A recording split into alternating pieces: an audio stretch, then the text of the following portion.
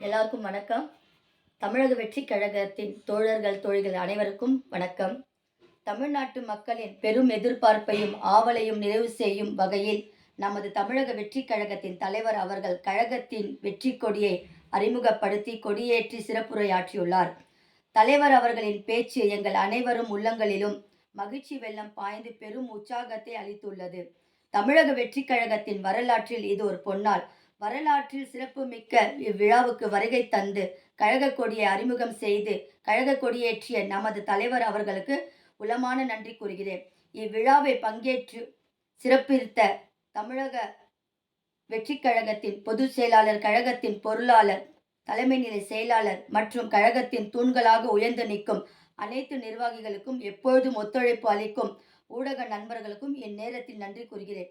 குறிப்பாக இந்த பொன்னான தருணத்தில் விழாவை பங்கேற்று எங்களை ஆசீர்வதித்த சிறப்பு விருந்தினராக வந்திருக்கும் எஸ்ஏசி அப்பா அவர்களுக்கும் ஷோபாமா அவர்களுக்கும் என் மனமான நன்றியை தெரிவித்துக் கொள்கிறேன். மேலும் இவ்விழாவுக்கு தேவையான பாதுகாப்பு ஏற்பாடுகளை செய்து கொடுத்த காவல்துறைகளுக்கும் இந்நேரத்தில் நன்றி கூறி மகிழ்கிறேன்.